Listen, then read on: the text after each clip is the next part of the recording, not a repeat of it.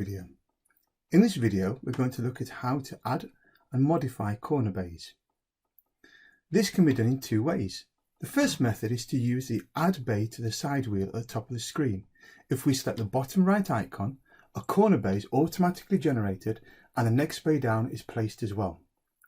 This is fine if the corner bay is perfect and the bay placed is the correct distance from the wall. However, this rarely happens. So let's look at the second method. This time we're going to add the next bay and then we're going to rotate it by 90 degrees. We can now add another bay into the corner. This will then need resizing, which can be done in the same way as we normally adjust bays. This method allows a user to select exactly how they would like the bays to be placed and the exact size that they wish to use. Now we have a square corner bay, we need to ask, what if we want to make this a triangular bay? Again, there are two ways to do this, and both are variations of the connector bay function. So if we drop a connector bay onto the drawing, you can see it's very much like a regular bay, as in it's just one level high. You will notice that each leg, or standard or corner, has a yellow square on it which indicates this is a connector bay. Each corner can then be dragged and the shape of the bay changed. As you can see, the bay automatically changes its components to suit the shape.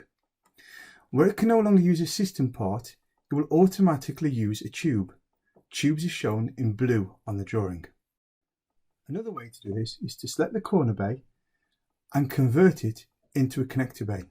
This retains the original levels of the existing bay. To turn this into a triangular bay, we need to first collapse it. We'll drag the top left corner down to the bottom left corner.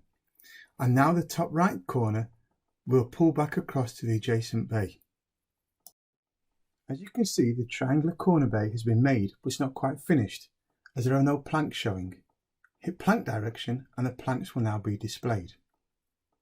What we do now is to select the bays and we're going to rejoin them all. This will allow Scaffolding Designer to reevaluate the connections between selected bays and clean up the extra parts, for example removing extra guardrails. You will now see the corner bay has been completed and wooden planks have been added. Should you have specific triangular corner decks in your inventory within the material master, for example steel, you can select the bay, go into bay details and select the corner deck option. This will now convert the wooden planks into a specific corner deck. Finally, before we finish, we're going to tidy up our drawings. We'll select the bays and first remove any inside guardrails that are no longer required. Then we'll select the end bays and we'll put the guardrail back on the end of the bay where it should be. We'll do this first at one end and then go to the other end of the bays and do the same again on the other end. So selecting the bay, side settings and adding the guardrails back on.